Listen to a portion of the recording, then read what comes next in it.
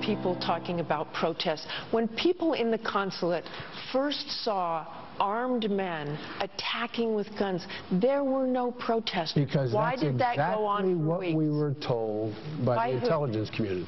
The intelligence community told us that. As they learned more facts about exactly what happened, they changed their assessment. They wanted more security there. Well, we weren't told they wanted more security again. We did not know they wanted more security again. So the Vice President was speaking about himself and the President and the White House. He was not referring to the administration.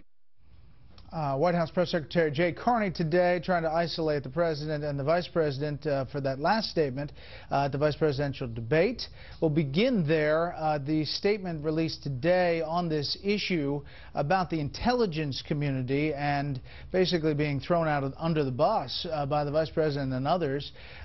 Michael Hayden, former CIA director and former NSA director, and the former Homeland Security Secretary Michael Chertoff released this statement, quote, "It is clear that any failure was not on the part of the intelligence community, but on the part of White House decision makers who should have listened to and acted on available intelligence. Blaming those who put their lives on the line is not the kind of leadership this country needs." Those are kind of bold statements for former intelligence folks like Hayden to make in this environment.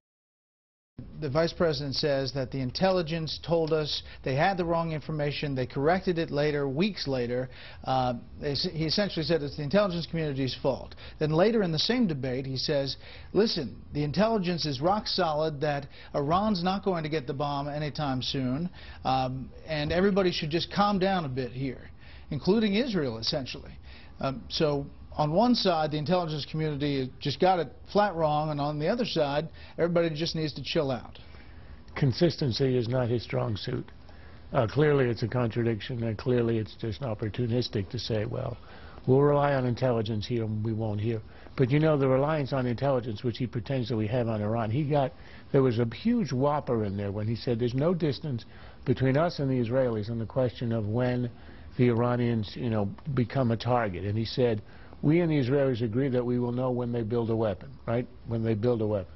This is precisely the opposite of what Netanyahu said in his General Assembly speech. He said, we'll have no idea when they weaponize.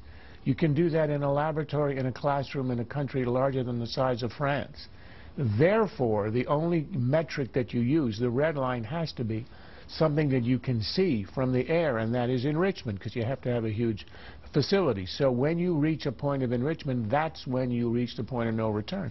That was the point of the cartoon bomb he was showing, enrichment.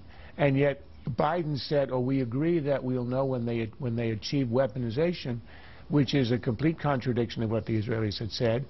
I think it was less known because it's a little more subtle a point, but it's the central argument between Israeli leadership and Obama. The Israelis are saying you've got to draw a red line earlier, and Obama says, no, we're not going to do it. And that's why Israel is in such a dilemma. But Paul Ryan's not drawing that red line either, and he didn't draw a distinction really, or at least in that debate on that point, very strongly. He missed a lot of opportunities. There are a lot of areas, and that's why I sort of am against the fact-checking that the media are doing, because in one debate with Romney, the media... You know that you're on special report, and we just did one. I know, but sometimes I have to say something that's... Well, that's okay. I just wanted to make sure you saw it. Yeah, I know, and I know that sometimes you've got to jeopardize your career in order to speak the truth. So here, well, once I'm in it already, I'm going all the way. Keep going. When Obama had a hard time in the first debate, you had all this stuff, Romney's a liar. It's the duty of the other candidate to make the point in a debate. And you agree that there were all these whoppers that Biden had said, but it is the duty of the other guy in a debate. Now, in a speech, you fact check, because it's a one-sided affair. But in a debate, I think you've got to let it go, and I think the moderator ought to allow it to go. And one of the faults that I had with the debate last night is that people were cut off in the middle of argument at a point of refutation, at a point when you would have had a fact check, and it didn't happen, so it has to end up in our lap. But really, that isn't the ideal. Yeah. Frank, can I just add one thing on Benghazi? Do I still have a job? Yeah. Something tells me you do, yeah. One more soundbite, and I'm cutting into the lightning round, but this soundbite on taxes I thought was an interesting back and forth, especially for Paul Ryan making his case on taxes. Class will pay less, and people making $1 million or more will begin to contribute slightly more. We see no justification in these economic times for those, and they're patriotic Americans. They're not asking for this continued tax cut. Look, if you taxed every person in successful small business making over $250,000 at 100%, it only run the government for 98 days. If everybody who paid income taxes last year, including successful small businesses, doubled their income taxes this year, we'd still have a $300 billion deficit.